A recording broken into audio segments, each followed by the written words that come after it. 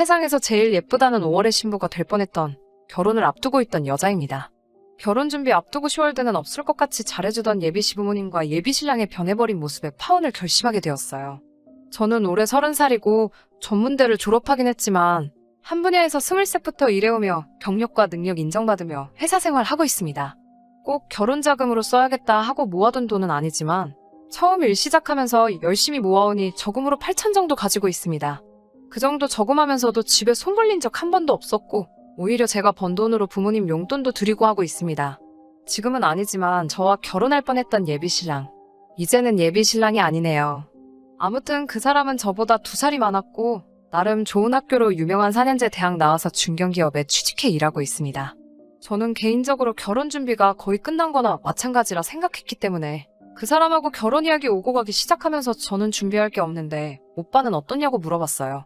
오빠는 항상 자기도 준비 다 되어 있다고 걱정 말라고 자신있게 말해왔지만 정작 프로포즈에 응하고 나서 얼마 모았는지 오픈하는 자리에서 저에게 보여준 건 잔고 3천짜리 계좌 하나였습니다. 32살에 3천만 원. 물론 이 돈이 적은 돈이라고 생각하지는 않아요. 군대 대학교 졸업부터 취직 준비까지 저보다 사회생활 시작한 게 늦는 것도 이해하고 대학교 나오면서 학자금 대출이 있었을 수도 있고 스펙이다 뭐다 좋은 회사 들어가려 늦게까지 더 공부했던 부분도 있을 테니 지금 모아놓은 돈 얼마보다 앞으로 둘이 할 들이 아껴가며 모으면 된다는 생각이었어요. 오히려 그 사람 기죽을까봐 제가 모은 돈이 더 많다는 것도 저희 부모님 앞에서 티 하나도 안 내고 배려해줬습니다. 상견례 할 때도 분위기도 아주 좋았습니다. 결혼식은 서로 간소하게 하자고 하시며 둘이 사랑해서 결혼하는 거니 부모님들은 뒤에서 믿어주고 간섭하지 말고 응원해주는 게 맞지 않겠냐고 예비시댁 쪽에서 먼저 말해주셨어요. 저희 부모님도 그 말이 맞다고 하시면서 상견례도 별 문제 없이 끝났습니다. 결혼 준비는 그렇게 별 문제 없이 진행되는가 싶더니 요즘 같은 전세대란에 둘이 모은 돈으로는 혼수며 집이며 아무리 열심히 알아봐도 답도 안 나오고 힘만 들더라고요. 결국 양가 부모님들께 손 벌리지 않기로 한 결혼식이었지만 전세집 구하는 것만이라도 조금 도와주십사 해서 각자 집에 알아보기로 했습니다. 저에 비해서 그 사람이 모은 돈이 터무니없이 적었기 때문에 현실이라는 벽 앞에 부딪히니 조금이라도 지원을 받는다면 좋겠다는 생각이 들었어요. 저희 부모님은 남편이 사실 모아놓은 돈이 별로 없었다는 말에도 그다지 화를 내거나 하지 않으셨습니다. 오히려 그런 상황이었으면 진작에 물어보지 않았느냐며 그러면 진작에 같이 고민해보지 않았겠느냐고 저를 나무라셨어요. 저희 부모님한테는 지금 살고 계시는 아파트 말고 다른 동의 평수가 조금 작은 아파트 한 채가 더 있으세요.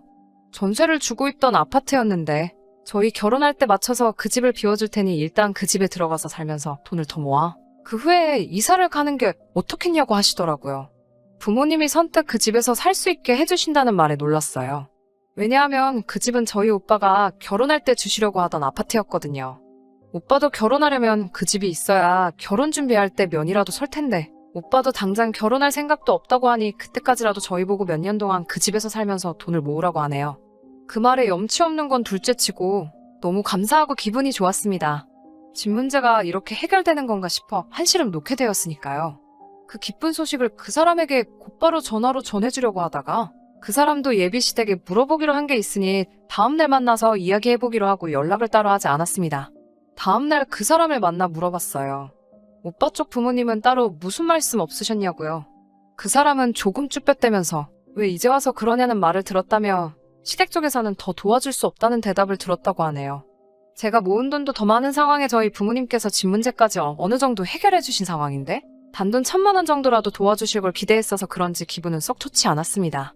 하지만 애초부터 손 안 벌리고 결혼하기로 이야기가 나온 상황이니 그저 상황이 여의치 않으신가 보다 하고 그냥 넘겼습니다. 그 사람한테 저희 부모님께서 지금 전세 주고 있는 아파트에서 살게 해주신다는 말을 했더니 그 사람도 입이 귀에 걸려서 아주 좋아하더라고요.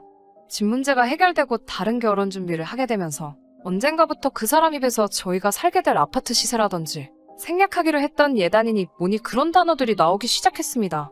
무슨 소리 하는 거냐 되묻는 저희 말에 그냥 궁금해서 물어봤다는 식으로 말끝을 흐려서 별일 없을 줄 알았는데 그때 확실하게 이야기를 해둘 걸 그랬네요. 어느 날 저한테 예비시모로부터 전화가 한 통 걸려왔습니다. 전화기 너머 예비시모 목소리가 평소와는 조금 다른 차가운 느낌이 들었어요. 무슨 급한 일인지 퇴근하자마자 시댁으로 오라는 말에 찾아갔습니다. 그 사람 집에 저희 집과는 완전 반대 방향이어서 1시간이나 걸리는 거리를 지하철을 타고 갔어야 했어요. 시댁에 도착했는데 저를 반겨주시는 게 아니라 왠지 모르게 차가운 느낌으로 저를 대하시더라고요. 대뜸 저한테 앉아라 한마디에 저도 모르게 그냥 자리에 앉았습니다. 마실 것 하나 안 내주시고 저한테 하시는 말을 들으니 정말 어이가 없었어요. 대뜸 집을 사돈 쪽에서 해주신다지? 라고 물어보더라고요. 솔직히 집을 해주시는 건 아니었지만 오빠가 결혼할 때까지 그 집에서 저희가 살게 된 거였으니 맞다고 내라고 대답했어요. 제 대답을 듣고 저에게 이어서 하시는 말이 결혼하면 원래 시댁 쪽으로 와서 살아야 되는 건데 이야기 들어보니 사돈어른 살고 계시는 같은 아파트라며? 라고 물어보시더군요. 무슨 뜻으로 하신 말인가 저는 그때 알지 못했으니 예비시모 말씀에 또 맞다고 대답했고요. 그랬더니 예비시모가 저한테 한다는 말이 자기가 그 아파트 시세를 알아봤더니 얼마 정도더라. 그러니 그 집을 정리해서 이쪽으로 집을 구하고 남는 돈으로 혼수 같은 걸 채우는 게 좋겠으니 그렇게 하라고 하시더군요. 쓰다 보니 예비시모라고 쓰기도 싫으네요. 아무튼 그 사람의 엄마가 저한테 하는 말에 저는 그런 게 아니라고. 그 집은 저희 부모님이 오빠 결혼할 때 주기로 한 집이고 저희는 지금 상황에 집 구하는 게 여의치 않으니 집을 구할 때까지 그 집에 들어가 사는 거라고. 그러니 그 집을 팔아서 새 집을 구할 수는 없다고 설명을 드렸어요. 그러면 집을 주는 것도 아니네? 라고 하시면서 아주 부모가 딸을 끼고 살려고 별수를 다 쓴다고 하시네요. 집을 해결해주신 저희 부모님께 고마워해도 모자랄 판에 지금 우리 아들을 대릴 사위로 데려가려는 거냐 하는 말도 안 되는 소리를 듣고 있자니 열이 받아서 그 자리에서 그 사람 엄마가 하는 소리 더 듣고 싶지 않아 그냥 자리를 박차고 일어나 아무 말도 하지 않고 밖으로 나왔습니다. 제 뒤에다 대고 어른이 말하는데 저 싸가지 좀 보라면서 고래고래 소리를 지르는데 솔직히 너무 열받아서 뭐라고 했는지 귀에 다 들어오지도 않았어요. 집에 오자마자 부모님께 나 결혼 안 할 거라고 말을 했더니 그래? 그럼 하지 마. 라고 대답하시며 이유도 물어보지 않으시고 별일도 아닌 것처럼 알겠다고 하시는 반응에 조금 의아했어요. 방에 들어가서 침대에 누워 씩씩대고 있으니 그 사람한테 전화가 오더군요. 어떻게 된 거냐고 묻는 말에 어떻게 되긴 어떻게 된 거겠냐고 전 궁금하면 너네 엄마한테 물어보라고 소리를 질렀더니 제가 생각했던 그게 아니고 저희 부모님이 우리한테 집을 주기로 하신 거 아니었냐고 왜 이제 와서 말을 바꾸는 거냐면서 그 집이 저희게 아니었다는 사실에 자기한테 거짓말을 한 거냐고 어쩌고 저쩌고 별 쓸데없는 말을 하더라고요. 여태까지 제가 이딴 놈하고 결혼 생각을 했다는 사실에 화가 나서 다음날에 플래너한테 전화해서 전부 다 취소하라고 난리법석을 떨었어요. 나중에 엄마가 하시는 말씀이 그 사람네 엄마가 저를 불러서 그 헛소리를 짓거린 그날 저희 엄마와 통화를 했다고 하네요. 이런저런 이야기 나누시다가 그 집에 대한 이야기가 나왔고 집 시세를 물어보시고 나서 전화를 끊으려고 하는 찰나에 예단 목록을 보내드릴 테니 확인을 하라고 했다네요. 상견례할 때 간소하게 하기로 해서 그 사람이랑 저랑 낄 커플링 하나 말고는 딴 거 아무것도 안 하기로 했는데 말이죠. 아무튼 엄마도 간소히 하기로 했다는 말을 기억하셔서 그냥 옷이나 한 벌씩 해달라 하실 건가 싶어서 그 사람네 엄마가 보내준 예단 목록을 확인해봤는데 글쎄 거기에 적힌 건 별 5개짜리 돌침대랑 요즘 새로 나온 김치냉장고, 시댁 친척들한테 돌릴 이불옷 세트랑 명품백이 적혀 있었다네요. 다른 건 둘째 치더라도 명품백은 조금 의문이 들더라고요.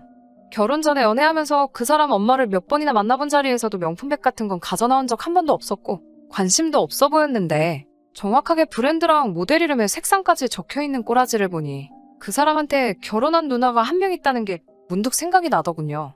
결혼 준비하면서 한 번 만나본 게 전부인데 그 명품백이 누구한테 갈 건지는 안 봐도 뻔한 생각이 들었어요. 엄마는 그 상황에서 이 사실을 저한테 말하면 제가 결혼 안 하겠다 소리할 것 같아서 아무 말도 안 하고 계셨던 거고 그날 그 사람 엄마 만나고 제가 결혼 안 한다고 한 날에 그 집에서 집 이야기가 아니라 엄마가 받은 예단 목록 이야기를 듣고 제가 결혼 안 한다고 한 건 줄 알았다고 하시네요.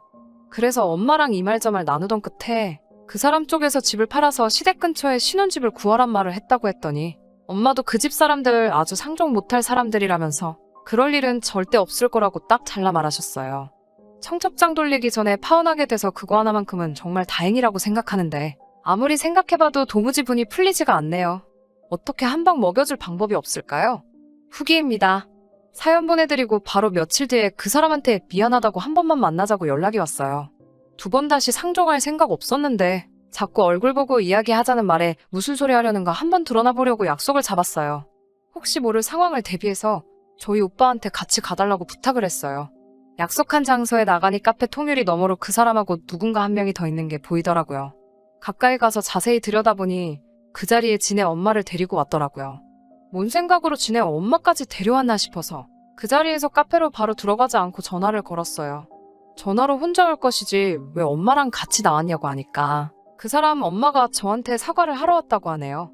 자기가 엄마한테 쓴소리하고 아들 혼사길 막을 셈이냐고 단단히 한마디 했다고 지네 엄마가 진짜 저한테 사과하러 같이 나오신 거라고 하는 말을 하는데도 저는 볼일 없다고 그냥 갈 거라고 쏘아붙였어요. 그 사람이 유리창 밖으로 저를 봤는지 그 길로 손살같이 튀어나와서 저한테 미안하다고 사과하면서 다시는 이런 일 없을 거라고 제가 하라는 대로 다 하겠다고 용서해달라고 비는데 또 그렇게 비는 모습을 보니 눈물이 찔끔 나더라고요. 제가 왜 그랬나 싶네요.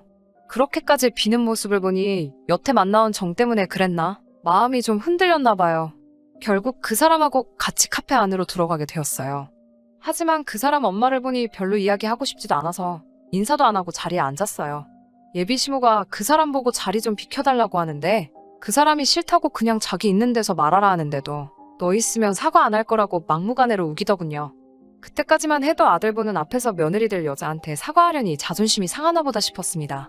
그 사람이 자리 비우자마자 시모가 입을 여는데 왜 결혼을 안 한다는 거냐고 말하며 제가 뭐가 잘나서 늙은 사람 여기까지 오게 만드냐고 집 해온다고 지금 유세 부리는 거냐고 하더라고요.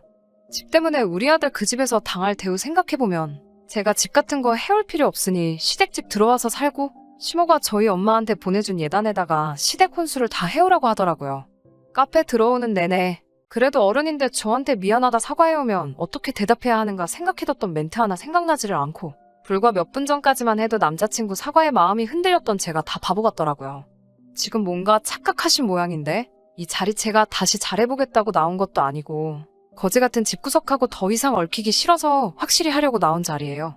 꼴의 아침 드라마는 챙겨봤는지 거지 같은 집구석이라는 말에 시모 얼굴이 벌개져서는 마시고 있던 커피를 저한테 던지더라고요.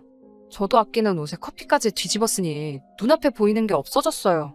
내 돈 주고 결혼해서 종으로 들어갈 일 있냐고 좋은 대학 나오고 중견기업 다닌다고 아들이 무슨 장원급제라도 하신 줄 착각하시나 본데 아줌마네 아들 정도 되는 사람 밖에 널리고 지천에 깔렸다고 여자 쪽에서 이만큼 해주면 고맙다고 하고 아들 앞길 행복하기를 바라야지. 그 와중에도 그 집 거지 같은 가구며 가정까지 바꿔가면서 시댁 식모살이 시킬 생각을 하신다니? 염치가 없어도 너무 없는 거 아니냐고. 그 집구석에 앞으로 시집갈 여자 생각을 하면 가만히 있다가도 목이 막혀서 물도 안 넘어간다고 너네끼리 앞으로도 잘 먹고 잘 살라고 하고 자리를 박차고 나왔어요. 멀리서 지켜보던 그 사람도 제가 커피 뒤집어 쓰는 걸 보고 지네 엄마한테 지금 뭐 하는 거냐며 쫓아 뛰어왔는데 밖에서 상황을 지켜보던 저희 오빠가 들어와서 그놈한테 그렇게 살지 말라고 한 번만 더 제 눈앞에 띄는 날만 생기면 재미없을 줄 알라고 한마디 하고 저를 데리고 나왔어요. 솔직히 그 상황에 너무 흥분해서 시모한테 무슨 이야기 했는지 잘 기억이 안 나지만 할 말은 대충 다 한 것 같아요. 그래도 아쉬움이 남는 게 시간을 돌릴 수 있다면 딱 시모가 커피 저한테 집어던지는 순간으로 돌아가고 싶네요. 시모 뒷목 잡을 때까지 한마디 한마디 또박또박 말해줄 수 있을 것 같아서 말이에요. 아무튼 그렇게 저는 거지근성 시댁하고 확실하게 연을 끊게 되었습니다. 이혼녀 되는 것보다는 그 전에 파혼한 게 참 다행이다 싶어요. 청첩장 돌리기 전에 이렇게 된 거 진짜 제가 열심히 살아와서 하늘이 도와준 건가 싶습니다. 긴 사연에다가 고구마가 100개 정도 있는 것 같은데 끝까지 들어주셔서 너무 감사합니다. 이제라도 더 늦기 전에 정신 건강하고 제대로 된 남자 만나서 행복한 가정 꾸리고 살고 싶네요. 그러면 사연 끝까지 들어주신 모든 분들 오늘도 좋은 하루 되세요.